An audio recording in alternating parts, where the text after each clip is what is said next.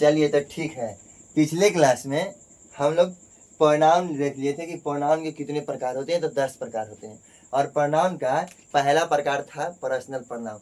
तो personal pronoun में हम लोग यह पढ़े थे कि जिस प्रोनाउन से किसी खास व्यक्ति या वस्तु का बोध होता है उसे हम लोग पर्सनल प्रोनाउन कहते हैं। जैसे आई, वी, यू, दे, ही, सी और इट। तो आज की क्लास में हम लोग पर्सनल प्रोनाउन का जो एक उदाहरण है ईट, हम लोग ईट का प्रयोग सीखते हैं। ठीक है, तो वैसे तो ईट के प्रयोग अनेक है, लेकिन आज की क्लास में हम लोग कुछ सीखते हैं। ठीक है, तो चलिए देखते हैं कि ईट का प्रयोग कैसे होता है। ईट का पहला प्रयोग है कि सिंगुलर वस्तु या पदार्थ के लिए ईट का प्रयोग किया जाता है। सिंगुलर वस्तु या पदार्थ मतलब कि सिंगुलर मतलब कोई एक हो। जैसे देखिए, आई हैव ए पेन, मतलब मेरे पास एक कलम है। कितनी कलम है? एक कलम। तो एक कलम सिंगुलर है ना, तो इसलिए एक कलम के लिए यहाँ ईट का प्रयोग होगा। देखिए, इट इज रेड, यह लाल है।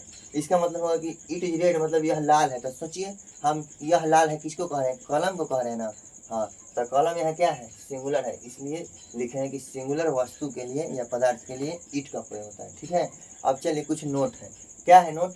यदि कोई वस्तु प्लुरल नंबर में हो तो उसके लिए दे का प्रयोग करते हैं। ठीक है, अगर कोई वस्तु प्लुरल नंबर में हो तो उसके लिए दे का प्रयोग करते हैं। जैसे ही हैज सेवरल बुक्स, उसके पास अनेक पुस्तकें हैं, उसके पास बहुत पुस्तकें हैं। दे आर वेरी इंटरेस्टिंग, यानी कि उसके पास बहुत पुस्तकें हैं लेकिन वह बहुत रोचक है। इंटरेस्टिंग मतलब रोचक। They are very interesting. तो यहाँ देखिए, सेवरल बुक्स, सेवरल बुक्स मतलब बहुत किताबें, अनेकों किताबें। तो इसीलिए इसका प्रयोग यहाँ ईट नहीं होगा, दे होगा, क्योंकि बुक यहाँ सिंगुलर नहीं है, यहाँ प्लुरल है, इसलिए यहाँ दे का प्रयोग होगा। और इसलिए लिखेंगे कि दे आर वेरी इंटरेस्टिंग।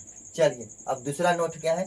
छोटे छोटे जीवों के लिए ईट का प्रयोग किया जाता है, लेकिन बड़े बड़े जीवों के लिए लिंग के अनुसार ही या सी का प्रयोग किया जाता है। मतलब अगर कोई छोटा जीव हो, जैसे मॉस्किटो है, मच्छर है, तो उसके लिए हम लोग ईट का प्रयोग कर सकते हैं। लेकिन कोई बड़ा जीव हो, जैसे मनुष्य हो गया, हाथी है, गाय है, भैंस है, कुत्ता है, तो उसके लिए ही या सी का प्रयोग करेंगे लिंग के अनुसार। जैसे कि एग्जाम्पल देखिए, आई सा a snake yesterday, it was very big, कल मैंने एक सांप देखा, वह बहुत बड़ा था।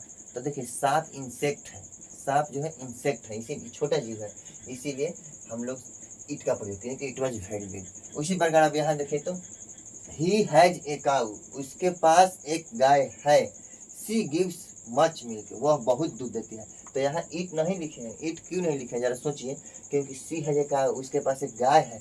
तो गाय है तो गाय कोई छोटी जीव नहीं है, गाय बहुत बड़ी जीव है। ठीक है, तो इसीलिए हम लोग इसके लिंग के अनुसार सी का प्रयोग किए, क्योंकि गाय स्त्रीलिंग है, इसका पुल्लिंग बैल होता है।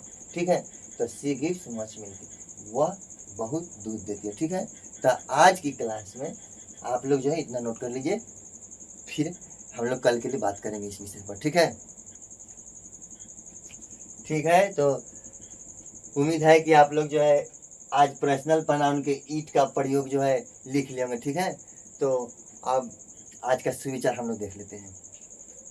अगर इंसान को सामान्य जीवन जीने के लिए रोटी, कपड़ा और मकान के अलावा किसी और आवश्यक चीज की आवश्यकता है तो वो है शिक्षा।